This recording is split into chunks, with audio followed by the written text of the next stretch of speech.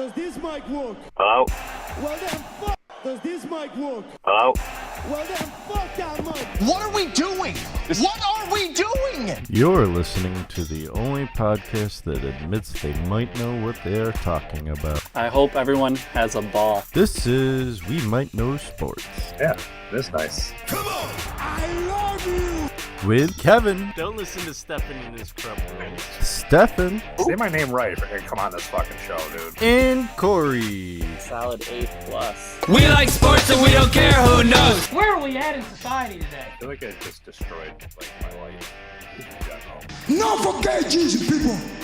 There's a no-hitter right now, bottom of the seventh. Oh, never mind. No longer a no-hitter.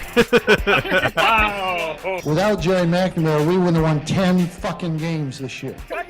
The ceiling is the roof. Let's make it happen. You should have started reeling because I've been all over that. And here we go. Well, episode 64 coming in hot after a Hot Wings challenge. Contrary to what our show notes say, it is episode 64, not 65.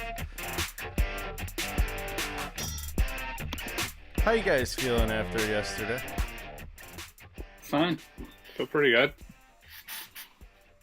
Yeah, I had a little rough morning, but other than that, I've been in tip-top shape. Tippity-top. Tippity-top-top. So we'll talk about the college basketball today. The college basketball. We're going to ramp up our NBA talk as well. We have an interview to get to that is a little dated, and you'll see why. And we'll talk why. And then some things happened in boxing. We have our over, under, or even, which is turning into yes or no. So we'll get to that at the end of the show. But first, let's talk about Villanova defeating Michigan 79-62. I believe if we're playing by the Price is Right rule, Corey wins. I think Corey wins regardless, whether we're playing by Price is Right rule or not. Because he was closest. I believe he only missed it by 2 points total. The only thing I was closer to was the Villanova total score. win margin. But I 4. mean, I only picked 1 point more than you. I missed it by 4. I picked 75-62 as the final, and the final was 79-62.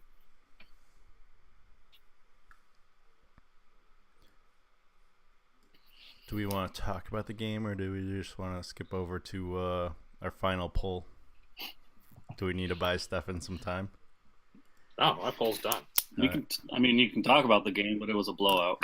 Yeah. After the first, Actually, what, now 8 minutes? thinking about it, I need you guys to talk about it so I can update the poll. So when we left off, it was a closer game. What happened after that? Michigan came out, played well in the beginning, and then Dante's Inferno, as Corey stated, got his 30 points. They were just kind of mess. Took over the game. Villanova looked like they needed a spark to get going. They admitted that once someone starts shooting well, they all tend to start shooting well. They're just that kind of team that drives off that energy. And they came out they had some open looks and they missed them, but Dante came out hot. And when he hit his shots, then all of a sudden everyone was doing everything right. And once Villanova hits that, they're the best team in the country, and they just blew Michigan away. Coming only the 4th team to go through the tournament, winning by double digits against every opponent.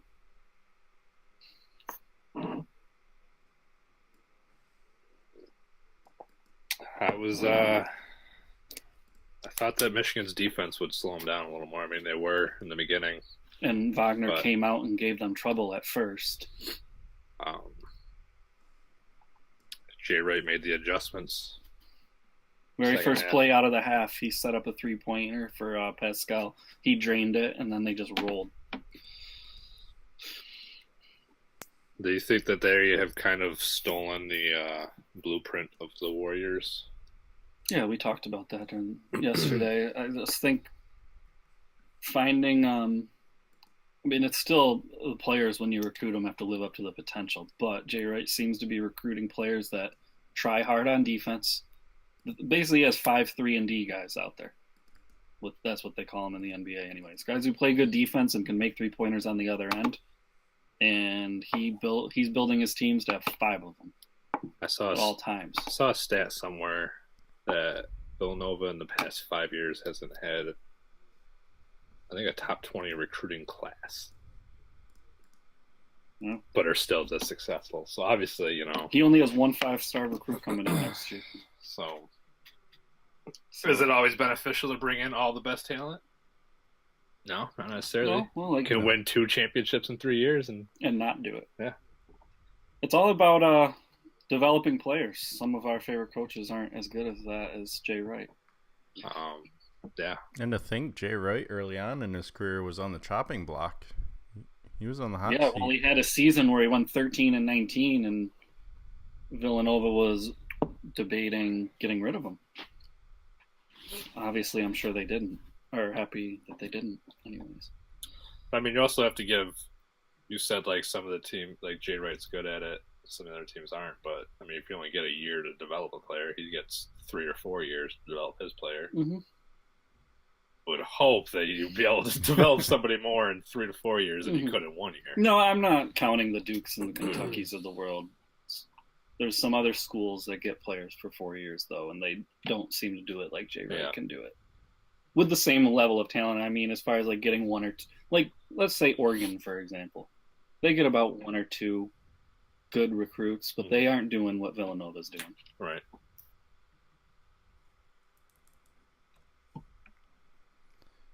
Virginia's a good case. They get people who stay, and they did have, obviously, history happened, but right. They have had success the last few years. What makes Villanova a scary team for next year is that most of the players are probably going to return. I mean, the only for sure is Bridges leaving. Mikal Bridges. Mm-hmm. He's a lottery pick, so he will take the money, I assume. He hasn't even announced, but I assume. The question mark is Jalen Brunson, but if you don't leave on a year where you won Player of the Year, Naismith and AP, I don't think your stock is going to be any higher than that. Why would you come back? And isn't he already graduated? I think he's a third-year graduate, if I remember hearing correctly. He could correctly. be. I didn't even realize that he had a chance to come back. I thought he was a senior, but I just don't see him coming back. Yeah. He played well in the final, too, so his stock is high. Unless he thinks he can get 3. Maybe he's looking for 3 rings. I don't know.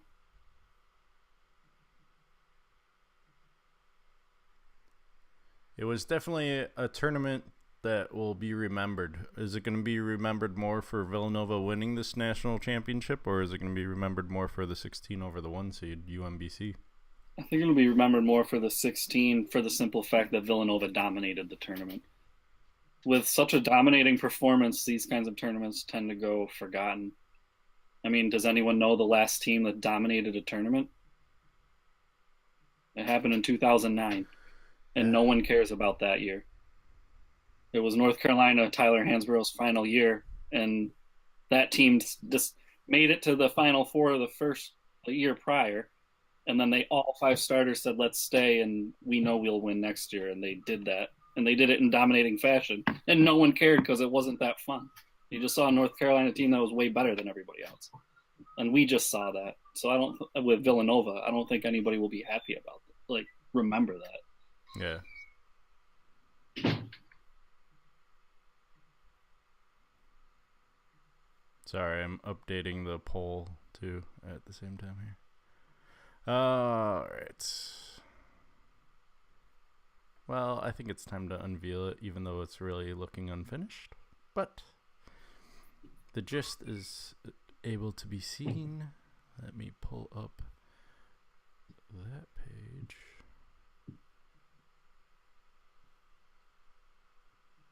All right. And obviously, our number 1 is going to be Villanova. always thought it was going to be somebody else. Yeah, I mean, we had the options. I think my shocking vote from Stefan was Syracuse. I didn't think he was going to put Syracuse up as high as he did. Yeah, you put them higher than I did. Yeah. Doesn't mean I liked them.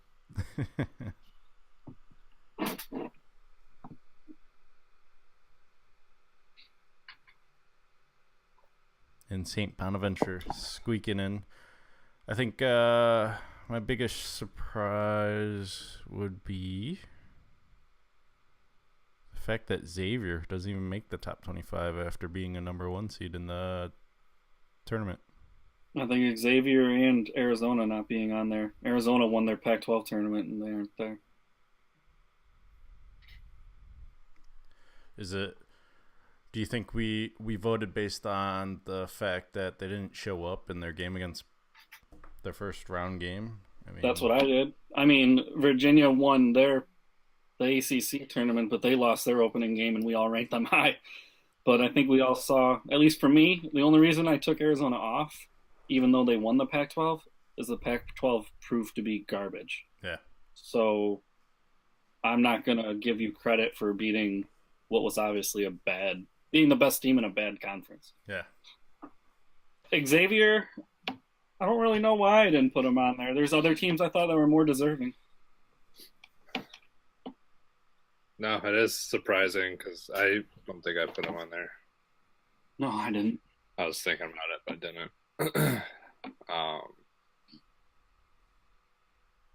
I mean, they did at least win a game, unlike Virginia. So. Yeah, I know. I think that's why I put them in my top 25. I'm like, well, I can't exclude them and justify Virginia only dropping a couple spots. And Xavier even did well in the Big East tournament. It's not like they sucked. Yeah, Right. I think they just had a bad game. Yeah. I think that just kind of was the general consensus on them going into the tournament. Nobody really gave them love going into the tournament either. No. I'm going to justify it by saying that Chris Mack left and went to Louisville, so that's why I didn't pick him. We all showed Loyola top 10 love. Thought that was fair. Well, I mean, it's hard not to. I mean, it wasn't like they were playing scrubs all tournament. No, they had to play teams. So Yeah. Beat Miami, beat Tennessee, beat Nevada, right? You guys gave some Texas A&M some love. I left them off mine. mm-hmm. I mean, I didn't like them, but they won some games, so I had to give them. They lost opening in the Big 12, so I do like that we gave our top 25 basically a tip of the hat to teams we thought deserved it. Corey chose Penn State, I chose Buffalo, and Stefan gave it to Marshall. So yeah. I did like that. I did appreciate it. Figured Penn State beat Ohio State, who was ranked most of the year in the Big Ten tournament, and then they won the NIT, so I felt it was justified.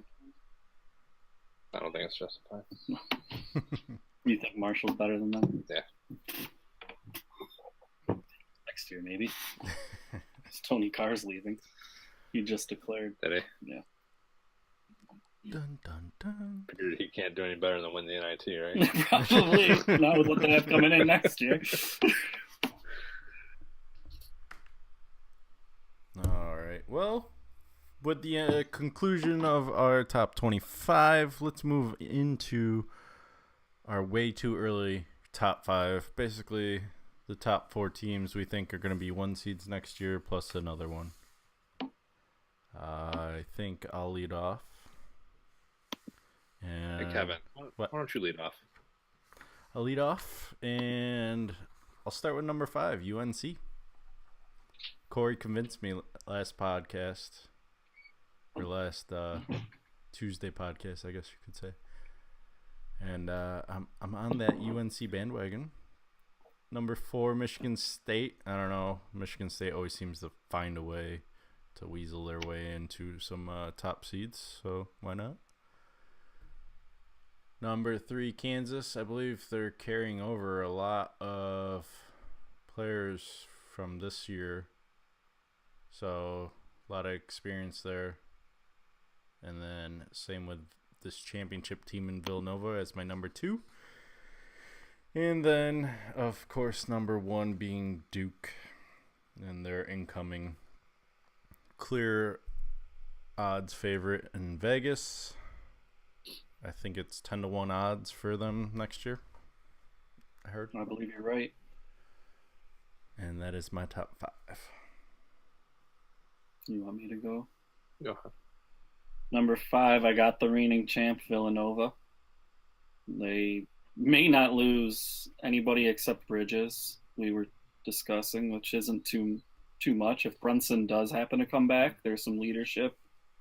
They got a top 5-star recruit coming in to fill him, and they also get that freshman phenom Spellman and my new favorite college player, DiVincenzo, coming back. Number 4, North Carolina. They're losing Pinson and Barry because they're seniors, but they filled in the gaps with 2 5-star recruits. The NBA scouts' favorite recruit as far as NBA potential is going to North Carolina, so we'll see how he does. That's Nasir Little. Number 3, I got Kansas for the same reasons Kevin said. Basically, all they're losing is Graham and Michalik because they're seniors. Everyone else seems to be returning. Kentucky, for the same exact reason, I have a number 2. They're just losing Alexander and Knox to the draft, and everyone else is returning, and they're getting 5 stars coming in. And then I got Duke number 1 as well, because they have that great class. Fair enough.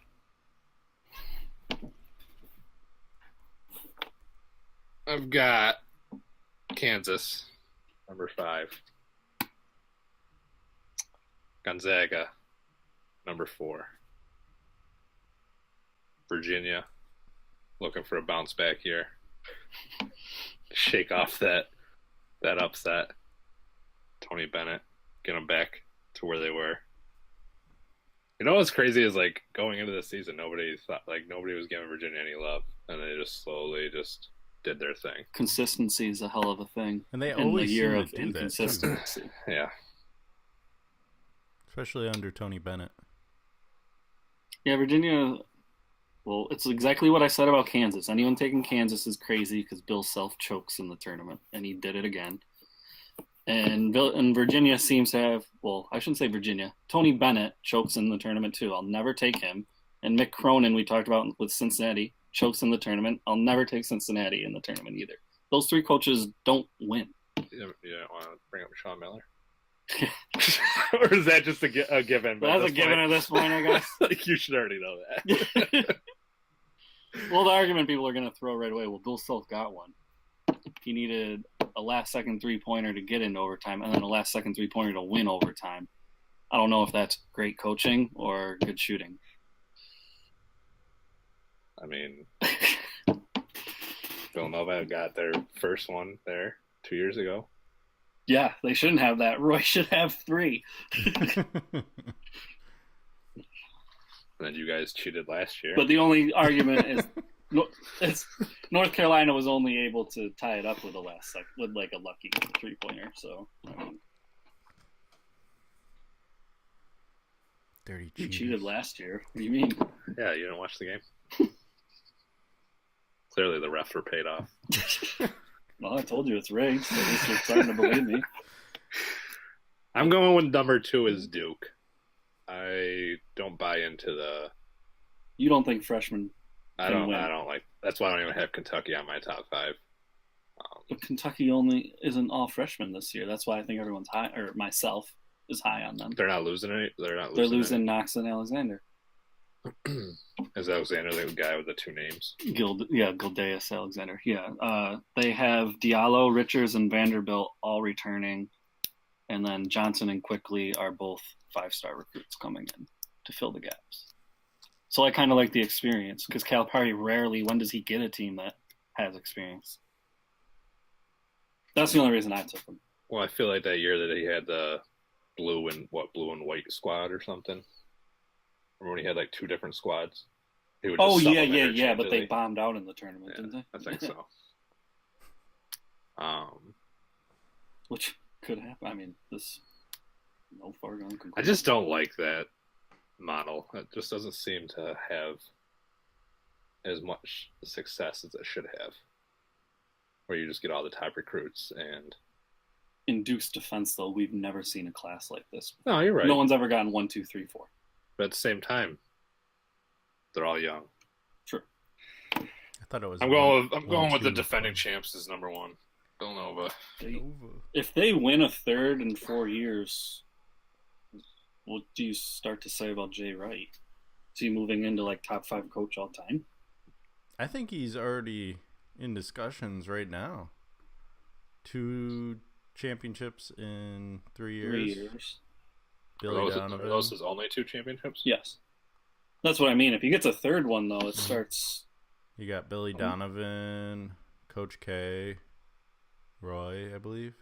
Roy has 2. No, Roy has 3. What does Coach K have, 5 or 6? I don't know. 6, I think. 6? Yeah, Roy has 3. Coach K has 5 or 6. Jay has 2. Boeheim has 1. I'm thinking of active coaches. Yeah. Self has 1. Calipari has 1. Izzo has 1. Izzo should have more, honestly. He has these great Final Four runs, and then he can't. He Does doesn't win. Izzo have 1 or 2? Izzo only has that 2000 one, Yeah, Mateen that's Cleaves. right. Yeah. I remember that stat because they were talking about how the Big 10 doesn't win. Mm-hmm. Yeah. And that's why I said active, because, I mean, in recent years, he just recently retired, but Jim Calhoun has a couple, but he's gone, so can't count him anymore. At one time, I thought he was the best coach in college basketball. Early 2000s, I thought that was a fair argument. We're going to have to bring back our top 5 coaches at some point. Maybe over Your the guys' summer. list better change, because that guy can't win anymore either. 2 years. Can't even sit next to this guy anymore. So, who do you guys think is going to be a top surprise team? Or not top necessarily, but a surprise team from this year? Go on. Surprise team? Surprise team.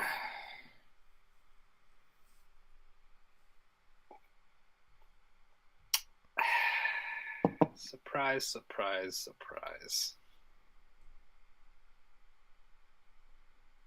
I don't really know.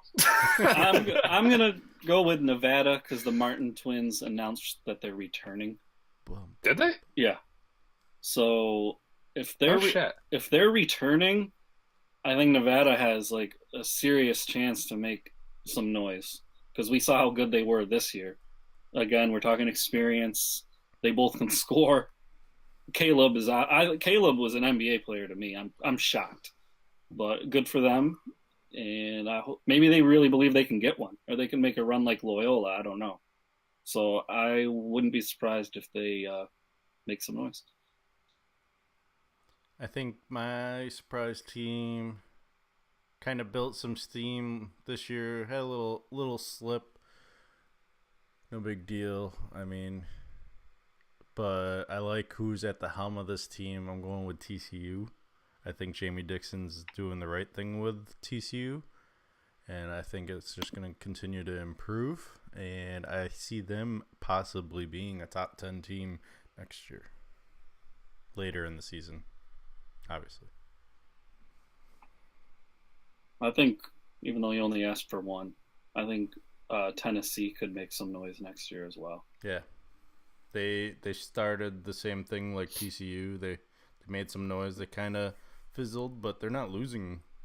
They're losing nobody, it said, and their Yeah. Gary Williams there was SEC Player of the Year. He's returning.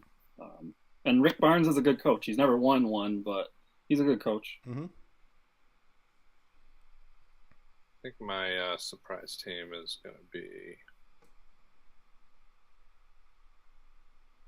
Colin Sexton coming back yet or what? Is he gone? Coming back? I am assuming if people are telling you your top 5 pick, he's not, but he hasn't announced. So maybe he's really pondering. Maybe Avery Johnson's really pulling on them. Let's say my surprise team is Shaka Smart finally getting Texas All right, that's fair. to play. I like it. Mm-hmm. How he wants them to play.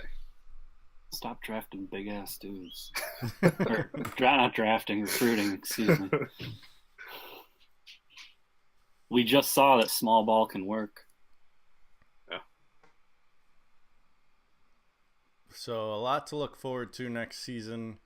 College basketball, as always. We've got April, May, June, July, August, September, October. 6 months until we get to talk about it again. Hopefully this year, Stefan and I will be able to go live a bit from North Carolina when they play Gonzaga. It's the goal. Goal is to go to the game. And hopefully Stefan makes it back alive. That's remained to be seen. I'm nervous even walking in the stadium with this kid. I'll just be a few steps ahead. I'm going all out. Probably bring a sign. Mm-hmm. I don't know what I was going to say yet, but... Needless to say, I think it's safe to say... Just don't hold up a sign that says same house, different teams, because people think we're gay lovers. Needless to say, I think it's safe to say the season was entertaining. It was one of the top seasons in years past, maybe more because I was actually paying attention to more than just my team because of this podcast. Yeah, but I had fun. Same. That's what I actually enjoyed. I feel like I'm going to be better at my brackets because I'm paying so much attention. I mean, other than the left side. No. I'm good at picking the winner, so really nothing changed. Just the rest of my bracket always sucks. I think it was just the left side, and that 116 messed us all up, screwed everyone over, and then the fact that Arizona didn't even show up after dominating the Pac-12 tournament. And we knew Tennessee was young, so they didn't make a run, and I already discussed Cincinnati. It doesn't matter how good they are, they don't make a run. Yeah. I was just happy that no matter which team I picked in that region, it didn't matter. It didn't matter. Fucked anyway. So. The lowest ranked region ever, I believe, total. So, no surprise, Michigan made it out. Can't wait to see what happens with the declares. Yeah, I mean, I think Michigan could be on the verge of another good year if Wagner doesn't declare. I think I said it last week. It was April 16th or the 22nd, one of the 2 days. I think it was the 22nd. I think it was later. So we've got a couple of weeks to find out.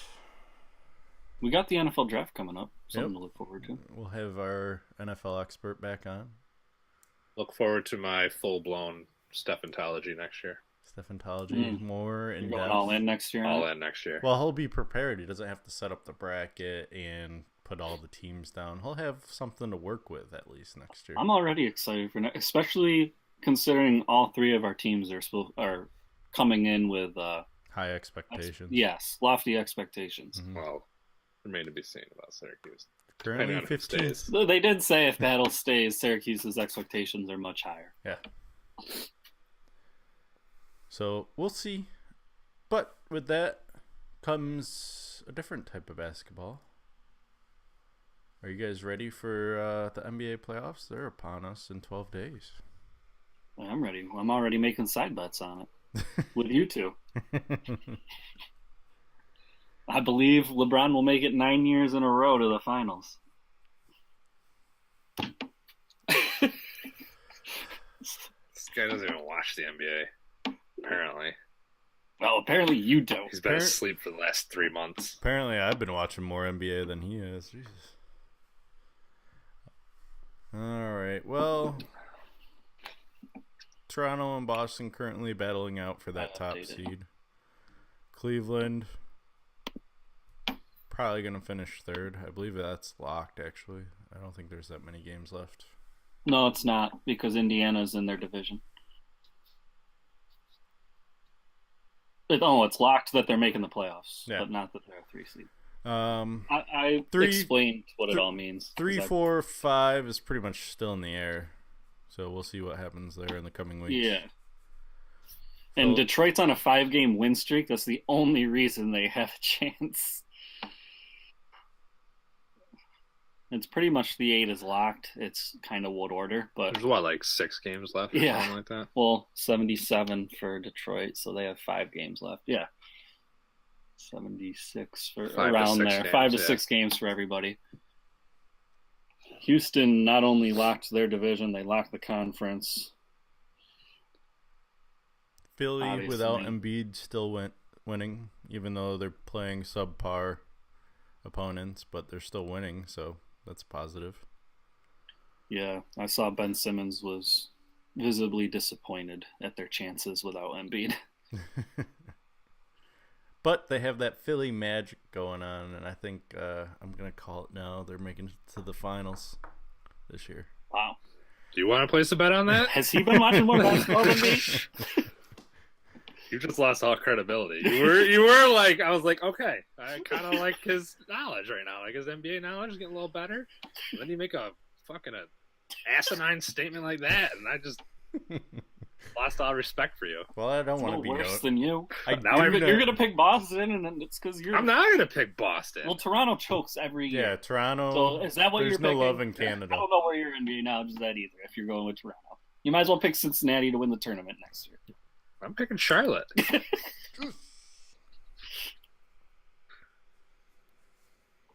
DeRozan is playing different though this year. I'll give him that. It's gonna be Toronto or Boston coming out of these. Cleveland's got that X factor that no one else in the whole NBA has. And they ain't got shit else but the X Factor. That X factor made it 7 straight years. Or 8. Yeah, but Whatever he's he's just done. one cramping stint away from choking.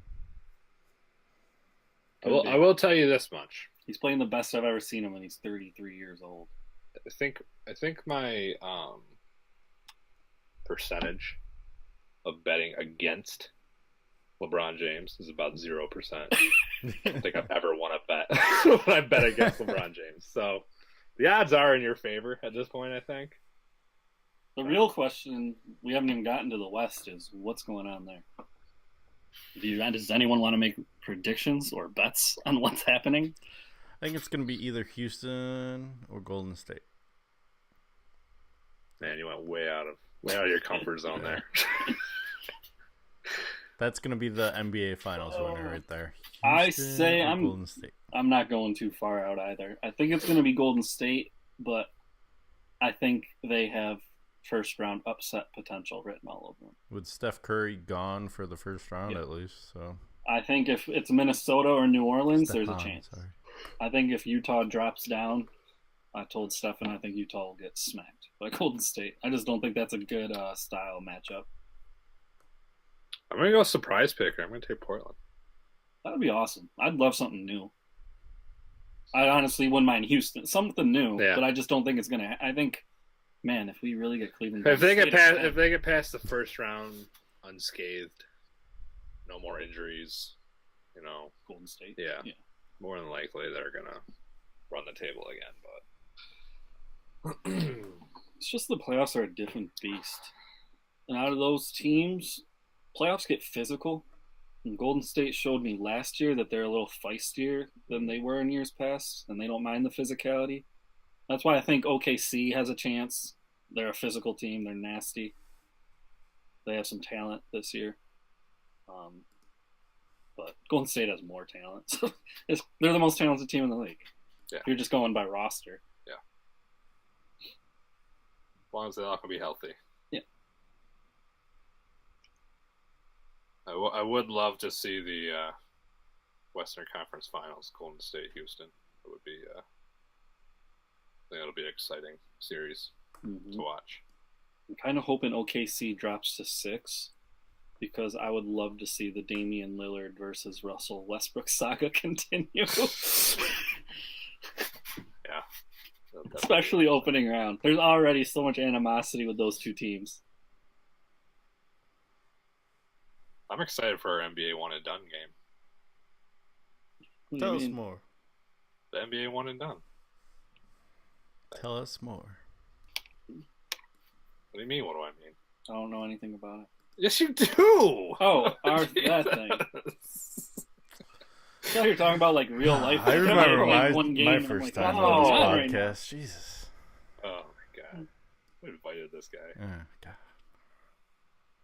So basically, what we got here is we got a group of us playing a little NBA playoffs fantasy style. The way it works is you have a set of games every night. Basically every night throughout the playoffs. I mean, until you get to the later rounds, there's a game every night, at least one game, usually multiple games.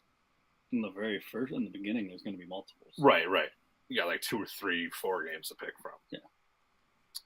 So you pick one player for the whole day.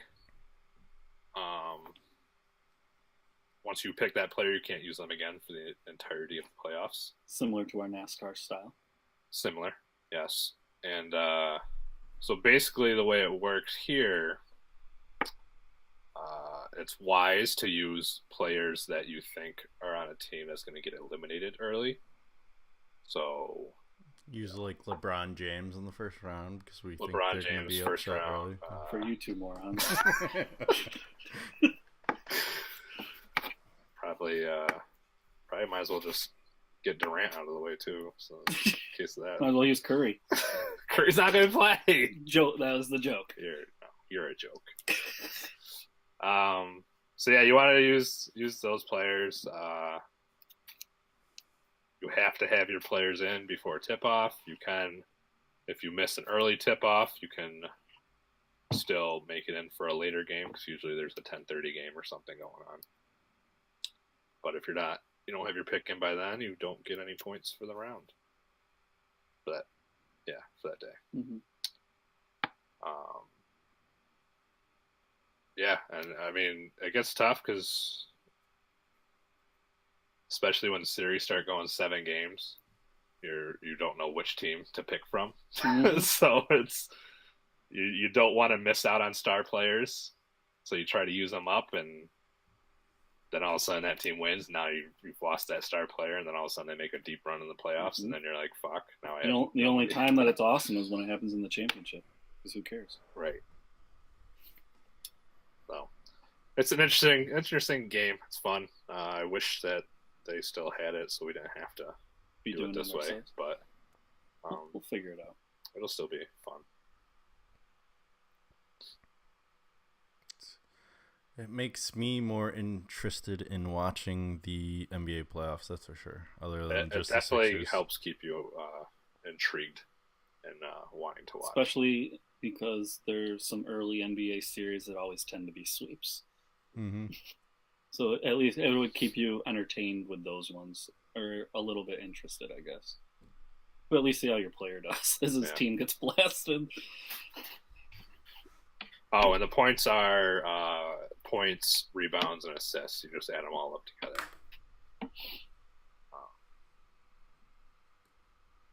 That's about it. May the best man win. Me. Your token NBA expert. Our token LeBron James.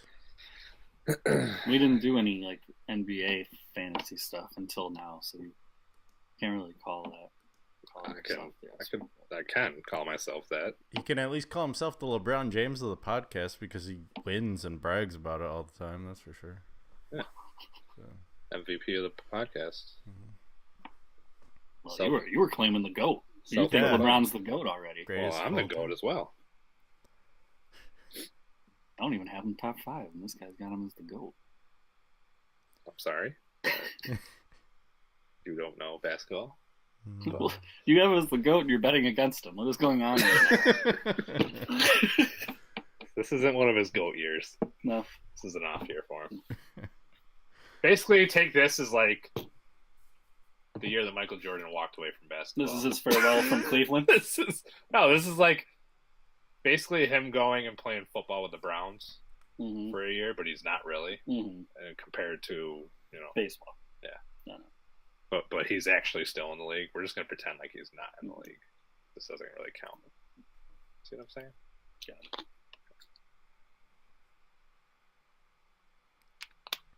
All right. Well, I'm excited. I'm interested in the NBA. I actually watched an NBA game on Sunday Granted, it was the Sixers versus Charlotte, so Well, you're showing some interest in the Sixers. I'm trying. I swear I'm trying. Well, at least they're like They're Syracuse They're- ties there, their so quality team this year. Yeah, that's why I was a It makes, Sixers it makes fan you again. want to watch them. and they're going to be quality of the future. Yeah. I was a Sixers fan when I was paying attention to the NBA because of Allen Iverson and the fact that they used to be the Syracuse Nationals. So Did this while we're on the topic of NBA? Did anybody see ESPN's list of the 5 most influential NBA players? I did not. I think I It remember. was something we could have debated. I was going to bring it up. But Well, maybe we'll look it up and we'll debate it next week. I'll write it down. NBA. the reason I brought it up is because Allen Iverson happened to make the list, and I totally agree. Sometimes he doesn't get enough credit. He kept my interest in the NBA after Jordan. Yeah, I thought him and Kobe kind of held the torch. So we'll look it up next week. And I think that's going to move us into UFC 223. I did a interview last week with Ben. There's been some developments, but I still think the interview is worthy of being played. So, because we didn't just talk about the 2 fights that we're predicting, we talked about future fights, basically, that are scheduled up until July's card. So, we'll get into that, and then when we come back, we'll give our fix picks. I'm going to call it, because I got to fix my pick from last time, and I'll let you guys have the ability to fix your picks as well. I'm leaving him. Spoiler alert. All right, well, here's the interview.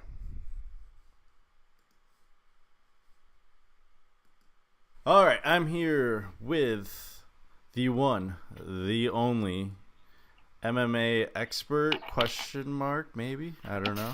We'll get into talking about that in just a minute. But he also hosts his own podcast, My Cousin's an Idiot. You may have heard it. It's popular on iTunes. You've been on it, in fact. Oh, yeah. I haven't gotten a return phone call, so I made such an impression. Just saying. Shay's got to be next. You know what's going to happen. To get my head ripped in half if she's not the next one. I do know I want to be part of the Hot Pepper Challenge on your podcast, because I'm going to win the Hot Wing Challenge on We Might Know Sports podcast. So just throwing down the gauntlet there. Okay. Just saying, your cousin, who is the idiot, because I did declare no one an idiot when I was on it, and then he went on the next podcast to say that I called you an idiot, so hence making him an idiot. But we are not here to talk about your podcast, as great as it is to talk about it. We are here to talk about... Well, real quick, can I just say we got a guest coming on? I don't want to interrupt. Well, but I think save it for the end of the interview, please, sir. I am the interviewer. You're the interviewee. And I don't like your hostility. I think you need to calm down. You know, stay in your third place, please. Okay, my mistake. There you go. All right, so let's jump into this real quick before we get into the nitty gritty. Tony Ferguson versus Khabib and Joanna versus Rose Namajunas. Let's talk about the schedule, because the schedule has been announced for a lot of the fights, and they're looking pretty nice. We've got, after this fight, we've got Amanda Nunes versus Raquel Pennington in Brazil, with Ronaldo Souza versus Kevin Gastelum, and Vitor Belfort, probably going to be his last fight, since his last fight was supposed to be his last fight before that got canned. Lyoto Machida. So 2 aging veterans in that one. What's your opinion on that fight card? Are you excited about that one? Not as excited as the coming one. I think there's going to be some entertaining fights there. They definitely have a lot of big names. Whether they are in their prime or not, that's another question. a lot of these people have proven their worth over time. You got a lot of ex-champions on the card. I think it'll be a good one. And I mean, I think I'm more excited for this next one. I wasn't prepared. I didn't have my sound clip ready, but No for cages, people. is fighting in June versus, I believe, Whitaker? Is that? Yeah, Romero Whitaker 2. Are you excited about that one? I was so surprised when Romero did not rip Whitaker in half. That was I think that should be a good fight. If Yoel doesn't win this one, do you think he's going to retire? I mean, No. He really? No, he wants Bisping. I don't. I think Bisping's done. I love you. He's got one more fight, you said. So Against Yoel, you think he wants to go out against Yoel? yeah, two retirees going out against each other that have had that hatred against each other. Why not? Just let both candles snuff each other's flames out. Yeah. In Cuba. Screw it. Put it in Cuba. Bisping won't make it out alive. And also on that card is Claudio Gadelha versus Esparza, Benavidez versus Pettis, and Overeem versus Blades, my favorite heavyweight of them all. So probably going to be getting that one, Ben. FYI. I will await the invite.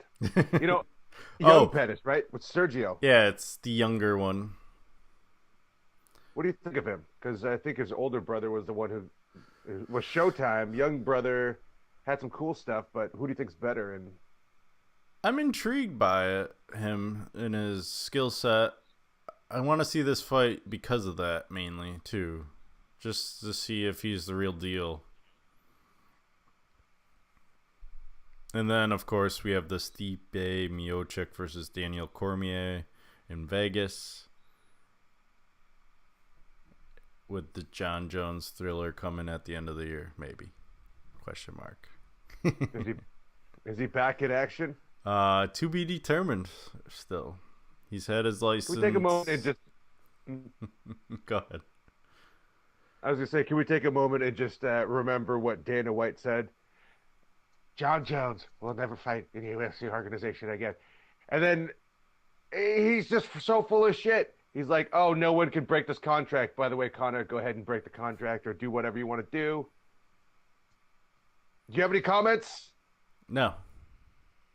I'm just keeping my fingers crossed for a what's his face Brock Lesnar versus John Jones fight, with the winner to take on the Cormier versus Miocic fight.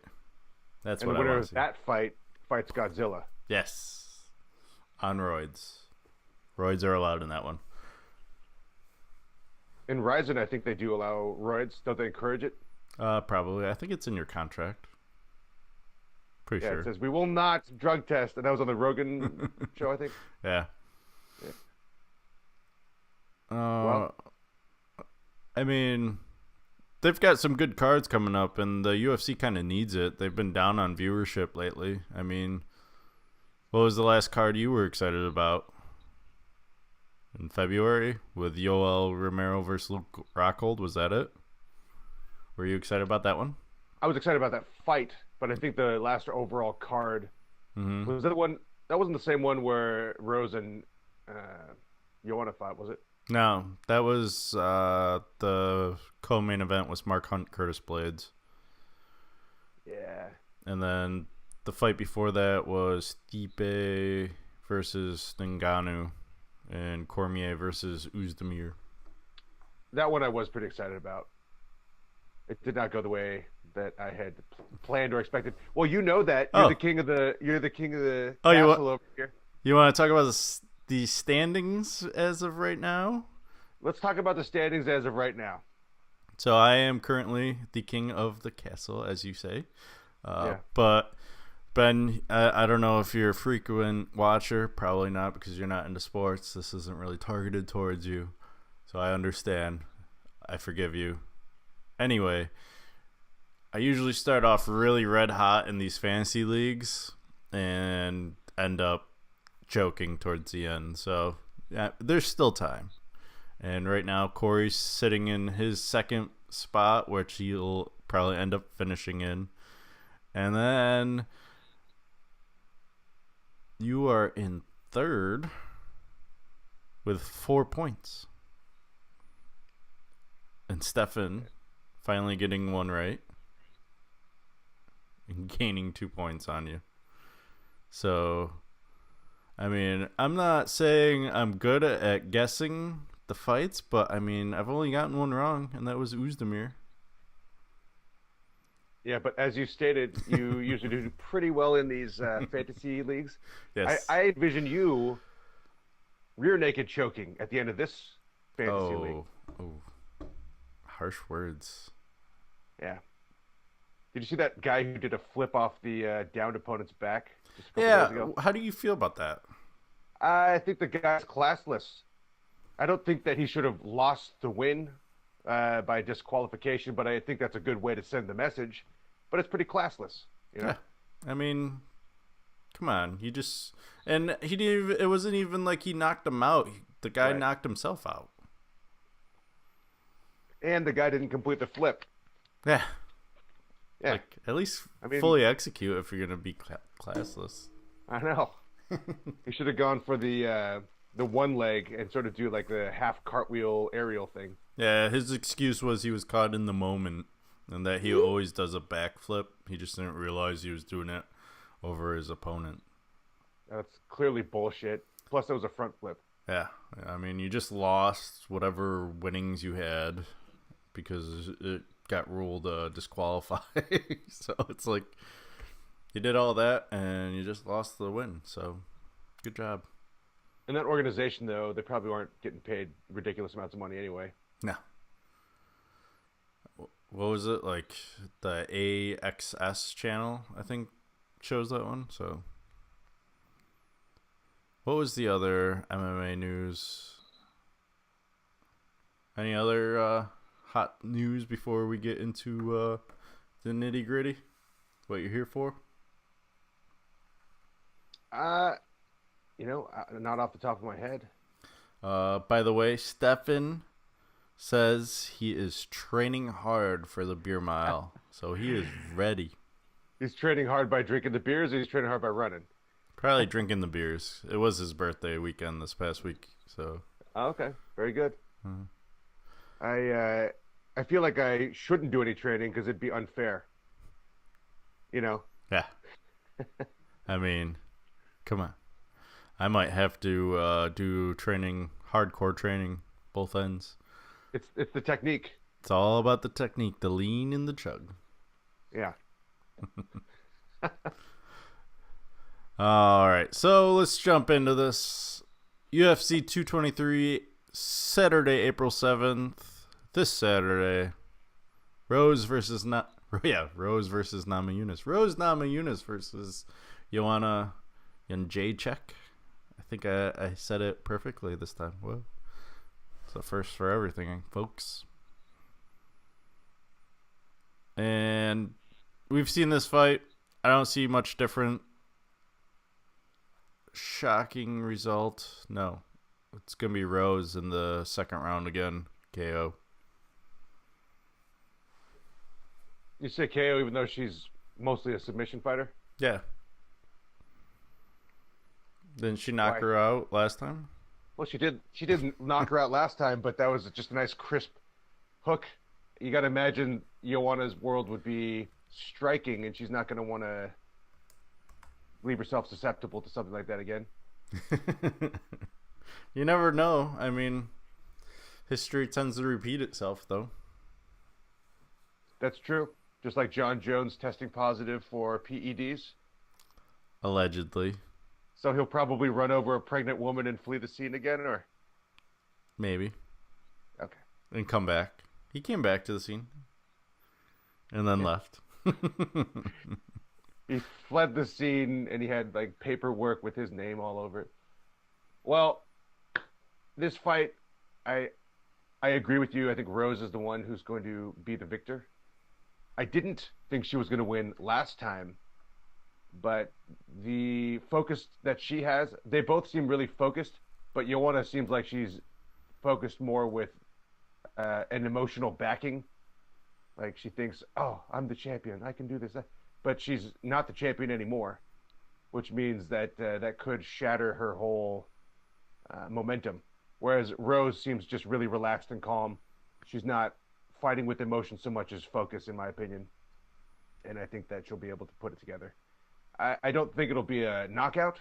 I think, well, I don't want to give the official. This isn't for the fantasy league, right? No, it is. Oh, it is. Okay. Yeah. Well, I have to think about it for a second then. Ooh.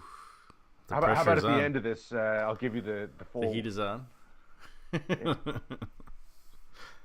Well, all right. Up next, and a good question before we talk about the fight itself. Corey wants to know, is Khabib the best fighter in UFC right now?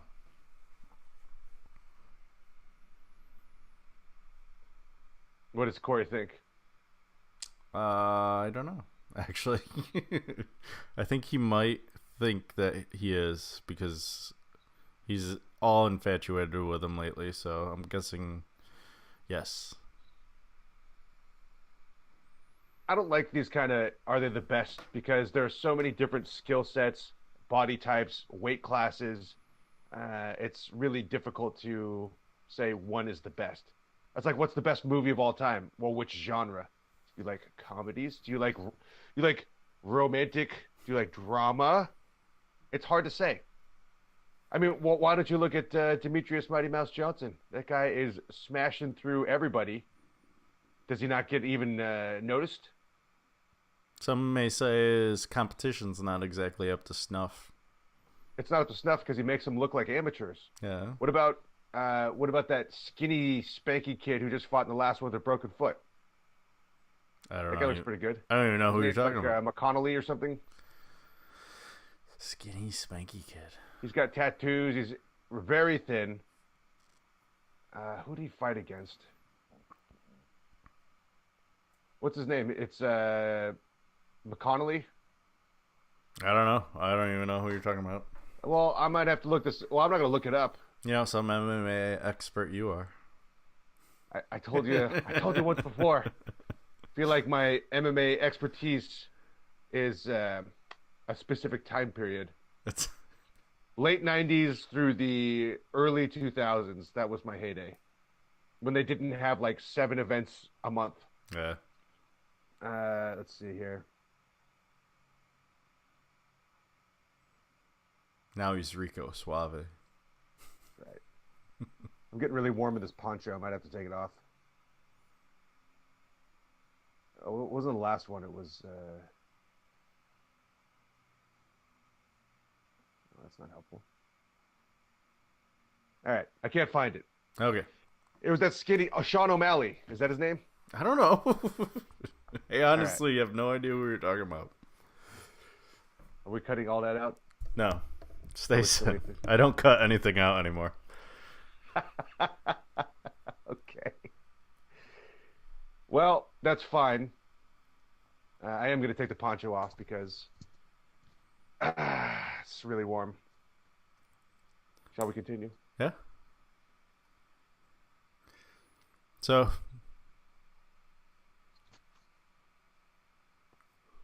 you haven't given me a yes or no answer. I want a yes or no answer. Do I think... Do you think Khabib is the best fighter in the UFC right now? I think he has grounds for an argument to be the best fighter in the UFC. He's undefeated. He hasn't lost ever in his career. So? It's Khabib time. Did you think that Joanna was the best fighter? She hadn't lost? I thought she was the best strawweight. Oh, so you're breaking it down to a category. It's kind of like I was saying. You can't say it that way. All right. Do you think he's the best? What weight class is it? 155, light heavy, or yeah, light heavyweight, lightweight. There's a bunch of killers in that weight class, but he's definitely in the top 3. If you take Khabib versus Conor, who do you think wins? Khabib. If you take Conor versus Tony, who do you think wins? I'm gonna give that to Tony. Interesting. What about you? I think it's Conor in that fight. Why? I don't know. I just feel like it's a triangle gonna happen here. I feel like Conor can beat Tony, but not Khabib. But I think Khabib might have a losing shot at Tony Ferguson.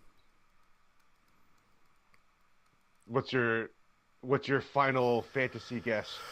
Well, you still gotta give me one for Rose versus Joanna, so I'm still. Have you already given yours? Yeah. You've already put it down? Rose, second round knockout. Okay. I'm going to say Rose decision. Interesting. All right, and I don't know what Stefan. No one cares about Stefan anyways because he's gonna get it wrong anyway. So,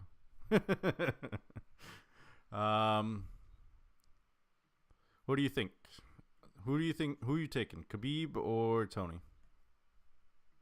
I'll go Khabib.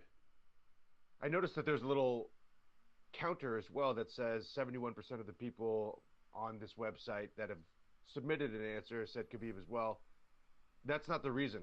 I actually was never a huge Tony fan. He's impressed me with a lot of his highlight reels. I guess in real time watching his fights, I wasn't like, oh, this guy's amazing. But he's put together some pretty good submissions, and just his striking looks pretty good. I think Khabib is going to be able to transcend all of that and just smash through and overpower. Overpower? Yeah, it's grappling. Interesting.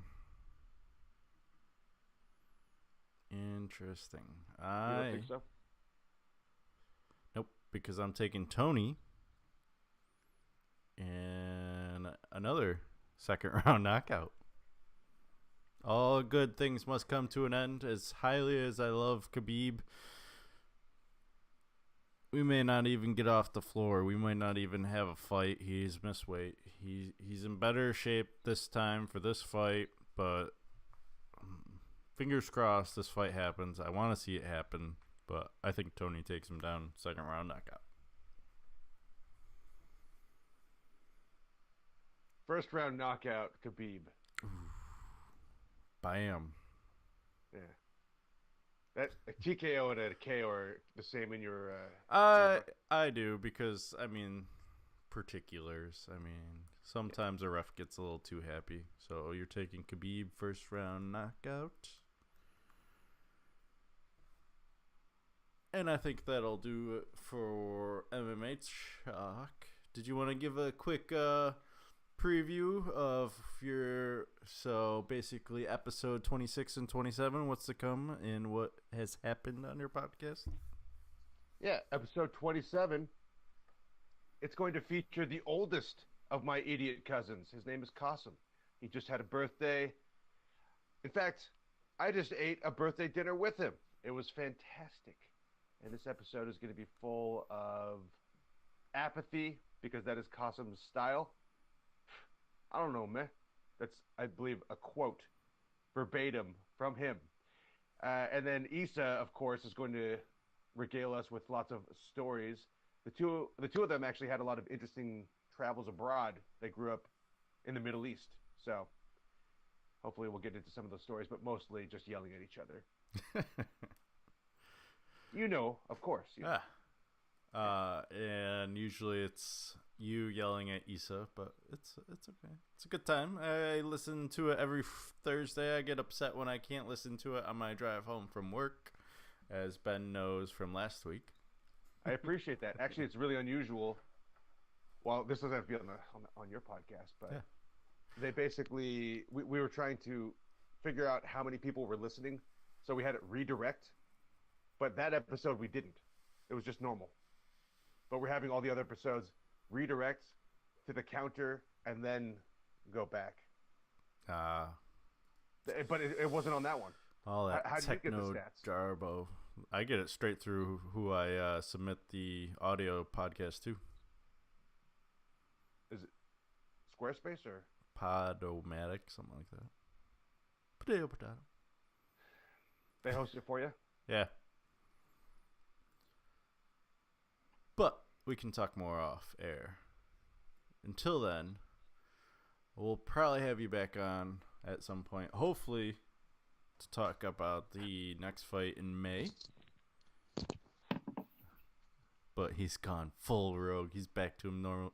Ben, where have you been on this whole podcast? I know. Well, I appreciate you having me on, Kevin. It's always a blast.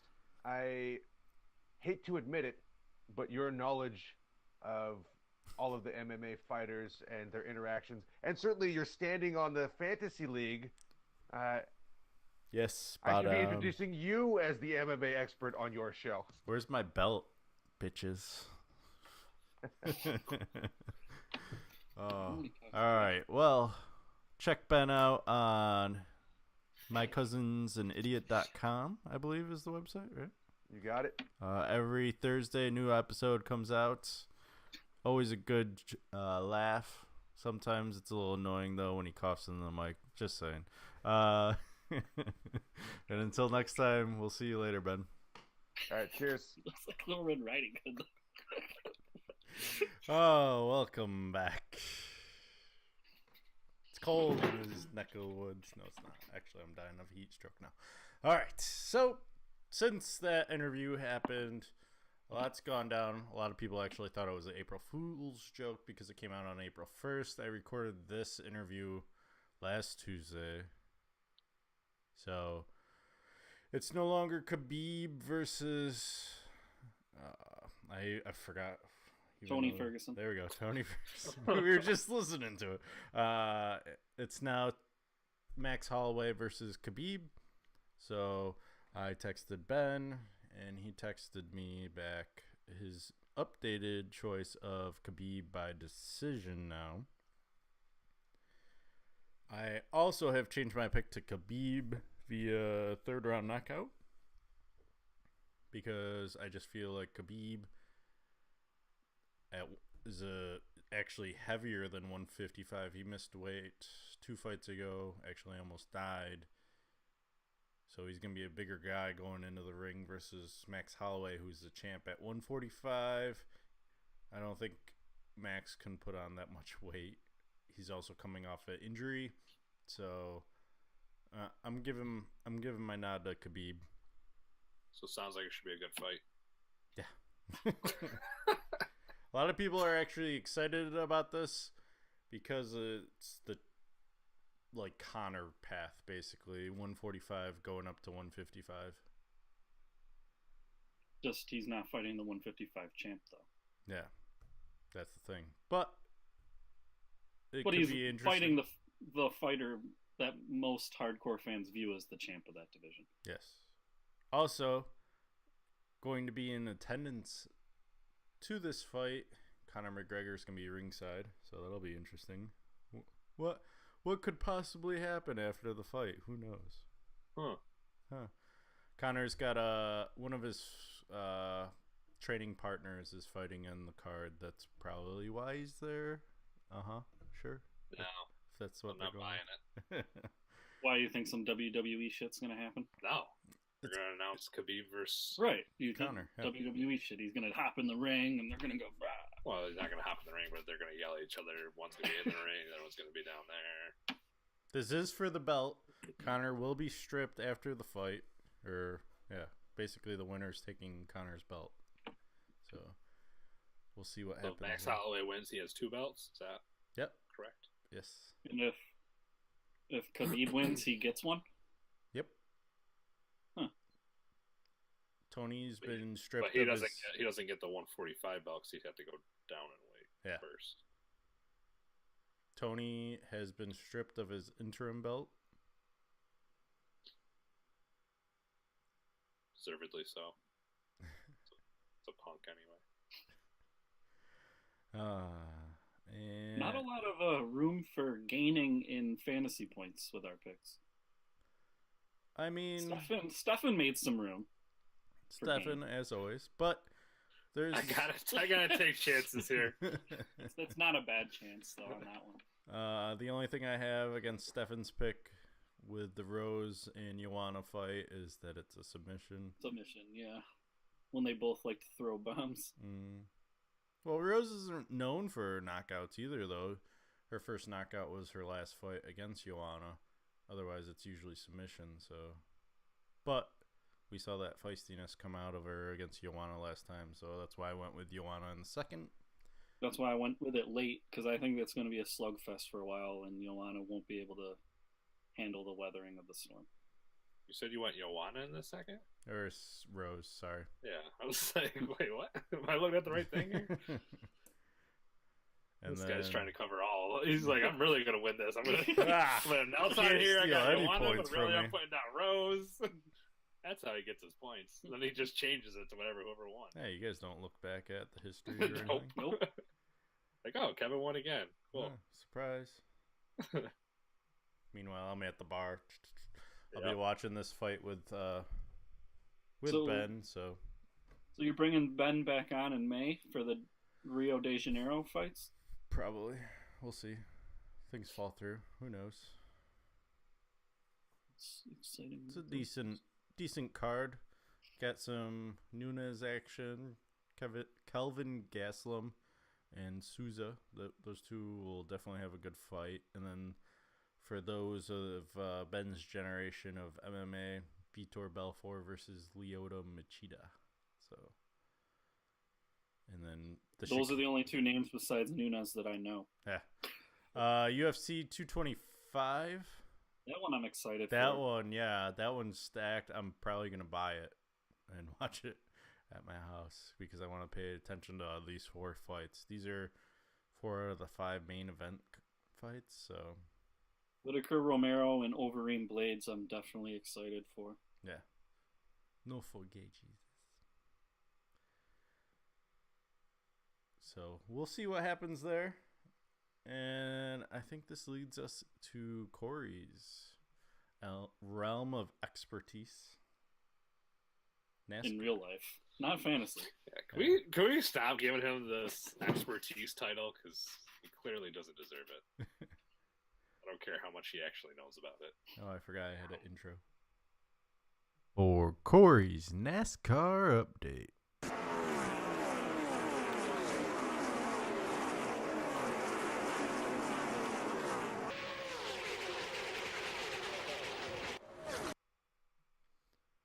All right, Corey, where are we this week after a week off for Easter? This week we are headed to Texas, 1.5-mile track, so middle of the road for these guys.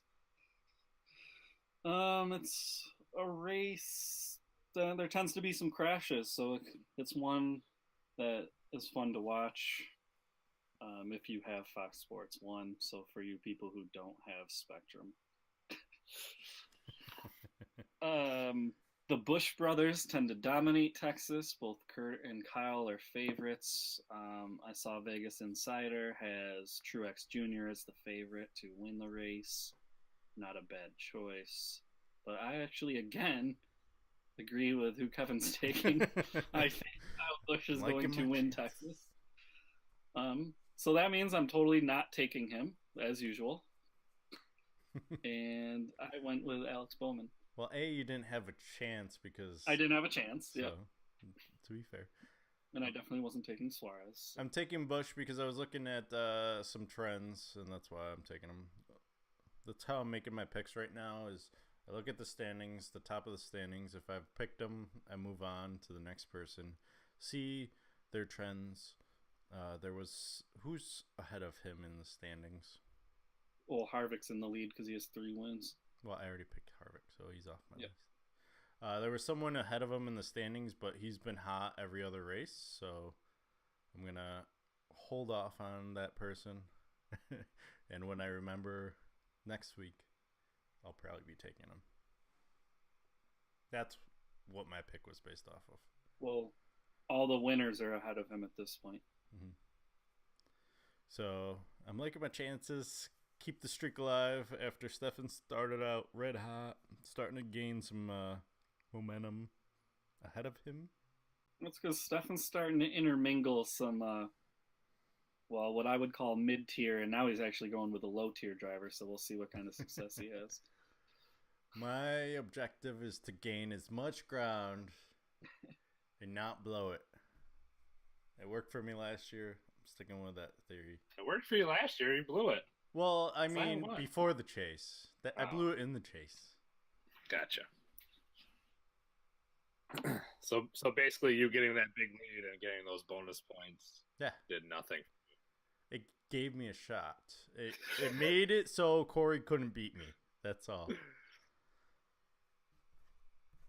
All right.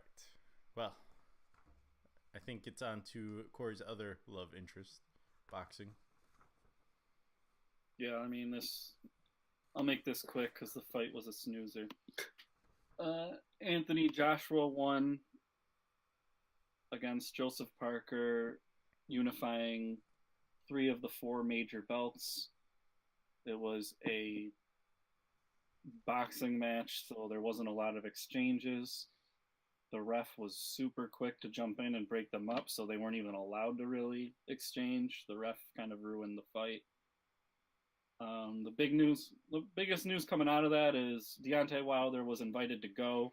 He chose not to go and watch Joshua live. And after the fight, Joshua called out Wilder and Tyson Fury. Tyson Fury has lost close to 100 pounds. He is on his way towards a comeback. Tyson Fury is the lineal champion. He's the guy who beat the guy that beat the guy.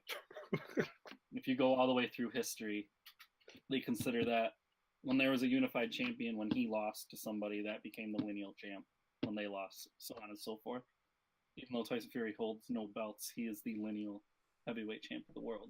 And that isn't taken away from him because he never lost, because he retired and now he's on his comeback. That's a huge fight in Britain. That's probably the road Joshua's going to take, because even though he said Wilder's name, him and his promoter don't seem all that interested in fighting Deontay Wilder. I think they think that fight will always make a lot of money, and they're following the trend of Mayweather-Pacquiao, wait until cash out at the end of the career. I don't think they're in any rush to fight Wilder. And Wilder needs them a lot more. I don't understand why you don't get the fight in now. Then you can do a rematch. Maybe even a trilogy. Then maybe even a trilogy. It's just the politics of, would you rather? I mean, our competitive spirit is maybe different, and I also don't know because I've never made 30 or 40 million in one night. But I know that why boxers do this is Anthony Joshua thinks, why do I fight Deontay Wilder and risk losing everything for 30 million when I can fight somebody who I know I'm going to win and still make 30 million? You see what I'm saying? And lose nothing. Because he's the biggest name in boxing, so he's always going to make that much money, no matter who he fights. So he's just looking at the very end, I'll cash out. If I lose, I lose. But he doesn't want to lose when he's only 28 years old. So in essence, I'm calling Joshua out. He seems to be scared. Or to know that there's a real chance that that's probably the closest 50-50 fight out there for him.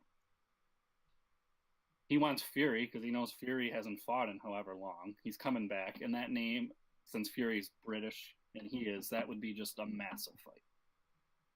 And then on top of having the 3 belts, he could also claim, I'm the lineal heavyweight champion of the world. And maybe that could build the Wilder into even bigger. It's all about being that. That's all I got. Breaking news, too. Canelo pulled out of his fight with Triple G. Triple G is looking for an opponent. Supposedly they already picked one, and it'll be announced shortly. Are you interested in whoever he's got to fight next? I mean, since Mayweather's retirement, Triple G is now my favorite current fighter, so I'm always looking forward to a Triple G fight, just because I enjoy his style. It's a letdown. I would have rather seen him fight Canelo. I have a feeling David Lemieux is going to be the opponent, and I just don't have much interest in that fight. He already beat David Lemieux, so. All right. Well, I guess that leads us into something none of us are familiar with: golf. Are you excited for the Masters? Often people look at this as the introduction, the official start of spring. I'm not one of those. Are you guys? No. Nah, I didn't think so. The introduction to spring for me is spring training baseball. I don't think Masters. Oh, look at that. Even though we don't really pay attention or play fantasy baseball, because I think I've given up on that. I'm going to talk to you guys off air what I want to do with baseball this year, actually, instead of fantasy baseball. So we'll talk more off air. Meanwhile, the Yankees are ahead by 4 runs now, ahead of Tampa, so yay. But back to golf. So they're going to be playing in Augusta this weekend. Tiger Woods is back and healthy and participating. He is in and looking good. The 10:42 a.m. group. And our picks have been submitted, including from our golf expert, I should say. And he actually basically confirmed my pick before I even made it, or after I made it. So I feel confident in my pick, starting off where I left off from last year. And That's right. You were our golf champ, right? Yes. That was with his help. Now I'm flying solo in this competition. I'm taking Bubba Watson. And it's because, actually, not because of my research. It's because of what I heard Jim Boeheim say yesterday. So I'm taking Bubba Watson. He's been playing hot lately. So taking the words of the Jimmy Boeheimer. I'm going for Woods because I don't care about golf unless Tiger Woods is playing at a high level. And our golf expert Jason said that he probably doesn't make the cut this weekend. And I think he makes the cut. We'll see. We know how being the expert of a sport goes. Yes. Stefan's taking Justin Thomas. Justin Thomas. Tees off at 10:53 on Thursday. And our expert is taking Rose. Or as he called it, Rosie. Thought about going with my boy Ricky Fowler, but he's burned me too many times. I thought you were going to go with him, too. You were there, or I thought you were going with Dustin Johnson. He was your favorite last year, it seemed like. So what exactly are the rules for this? I know that whoever finishes highest wins, but are we allowed to pick them again? Or are we just... Is it going to be like NASCAR where you can only pick them once? I think you should be able to pick them again in golf. Yeah, because there's such disparity. If you really feel that confident in a guy, I think you should be able to. So that's fair. We'll have Jason on next week to recap for us because we don't know how to even talk about golf. So I would say for our golf, though, we should make the rule that you can't take the same player, like as someone else that week. Yeah. That tournament. Okay. Yeah, that's fine. Give basically, so after this week, whoever finishes in first gets first pick, second, third, fourth. Yeah. Well, what if nobody picks? Like, are we getting points? Yeah. Well, I was going to ask you how you were going to do a point system, but there probably should be a point system. I'm not going to do point system. Basically, whoever finishes like closest to the top. Yeah. We'll do what we did last year. Last year it worked out well. If we have a tie, we'll figure that out when we reach there. Maybe do a coin flip or ask Siri to do a coin flip. So the average of where your players finished is how you win. Yeah. Well, after wait, what? So what if every single tournament you picked somebody and they finished in the top 3? You're probably going to win. right? I think it's all about the W's, and I mean, I think the way he's looking at it is whoever finishes the highest wins for that tournament. yeah, That you week. you get So the if W. you didn't get that, it doesn't matter. It's just a 0. Yep, I don't get. you get the W. What if we do like whoever finishes closest to the top gets 4 points, and then it just goes down 3, or we could do 3 points, 2, 1, 0. Yeah, that's or fine, whatever. if that's what you want to do. If you need points to help you, it's not gonna matter. I'm gonna win anyway, so. Well, it's either that or you only get 1 point for every tournament that you win, and Well, everyone else yeah. gets 0. That's all. I just feel like that way you're more likely to have a tie at the end. I If you do feel like one you're and gonna all have a zeros. tie at the other way. Yeah, true. I feel like it's harder to guess the. I don't know. I don't see there being. Well, I don't think any of us are And if we have a tie, we can go to the FedEx Cup. So do you want to do 3, 2, 1, 0 or 4, 3, 2, 1? Just do the whoever wins, and He's doing whoever wins. whoever gets the most wins.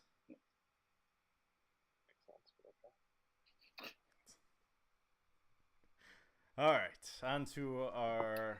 Not my game, not my problem. Hey, we didn't have problems last year. All right, let's move on to over, under, even, yes or no, apparently, this week. And I threw this one out just because they're my top 2. You guys can obviously say otherwise. Duke versus Villanova in the finals next year, yes or no? I'm going to say no because the chances of them actually meeting up and not even they say that they're even placed on opposite sides of the bracket for it to happen is not likely in my eyes. I'm going to go no as well. I don't even think Villanova's going to make it. So. And I'm going to say no just because I don't think Duke or Villanova will make it to the championship. There's bumps along the roads. All right, on to Tiger Woods will finish 10th. Are we going over, under, or even?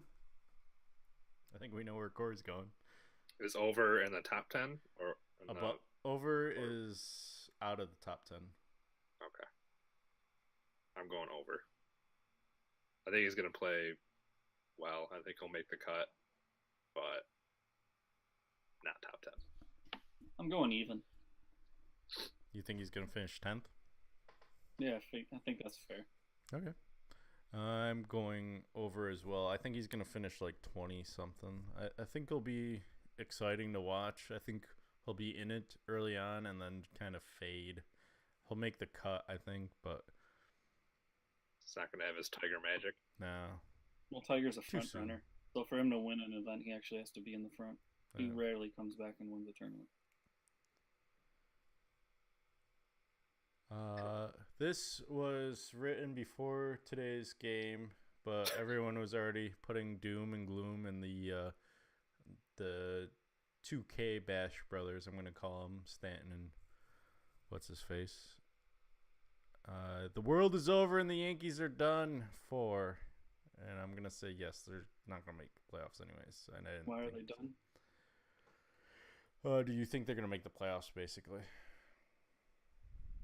Well, I had them in the World Series, so I guess I got to go yes. Did they? What happened? They You won think their they're first done 2? for? They won their first 2 and lost the last 2 with Stanton and Judge going 2 for 20. Oh, yeah. I'm going no. They aren't done for. I'm going no as well. It's too early. Way too early. But I'm saying yes because I don't think they're making the playoffs. Anyway. All right. Well, this one is the topic of the day. It seems like Jay Wright leaves for the NBA. Yes or no? No. Should he go to the Sixers? No. He does not leave for the NBA. I'm also going to say no. I think he's got a cushy little job at Villanova. And unless some kind of scandal comes out, I think he's there. He's going to be a Bayheimer. If what everyone says about his coaching tactics are real, that won't work in the NBA. Like Hard practices. Yeah, hard practices, being really hard on the players, demanding a lot. When players are paid a lot more than you are, and they've been in the NBA a lot longer than you, they aren't going to listen to you, especially if you go at them like that. So I don't think he should leave. LeBron James, if Jay Wright was his coach, would say, fuck you, I can coach this team. You can just sit there, because that's what he does now. LeBron does that with every That's coach, what I mean. So, I mean, that's what Jay Wright's going to run into. I don't think he's made for that. What if he goes to a team that doesn't have LeBron James? There's other players like that. Rajon Rondo, for example, who's struggled everywhere he goes because he tells the coaches that that's what it is. Well, that's just because Rajon Rondo's a dumbass.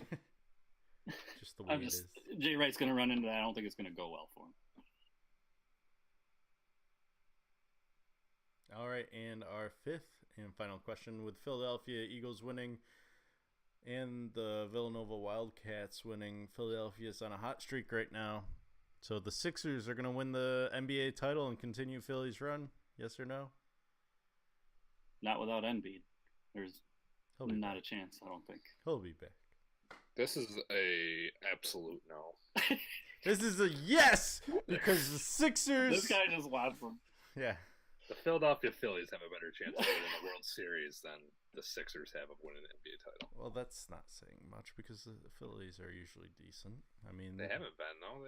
They've had some rough years lately. Last year in particular. Yeah, but they can rebound because, you know.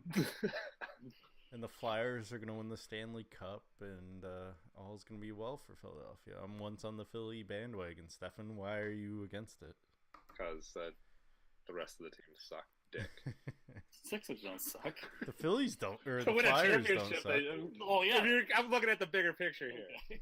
I'm not saying they're a terrible team, but just saying win a championship. Yeah, they're not on the Eagles level. Oh, Jesus. Godliness in Philadelphia. And on that note, I think that's a good spot to end this show. No, it's not. It's a terrible spot to end the show. You guys doing anything interesting this weekend? Are what we thought they are. The Eagles aren't going to get past the Rams next year. Because they have Brandon Cooks. Jared Goff, Todd Gurley. Cleveland Browns 2019 Remember last time we played Super Bowl champs. Brandon Cooks? We fucked his ass up. We'll do it again. And we'll fuck the rest of them up. I'll fuck you up.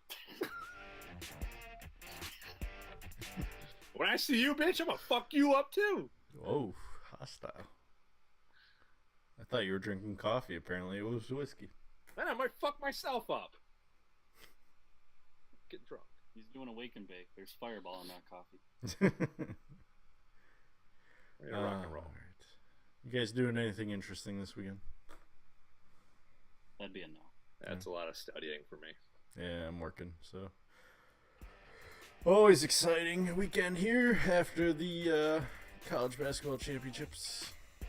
Next week, what are we doing?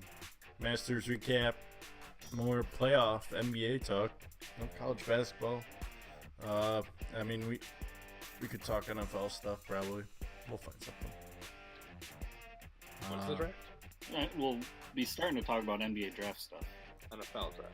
Oh, and NFL draft. Mm-hmm. NBA draft's not for a while. Not for like June, but they're gonna start. People are gonna start declaring.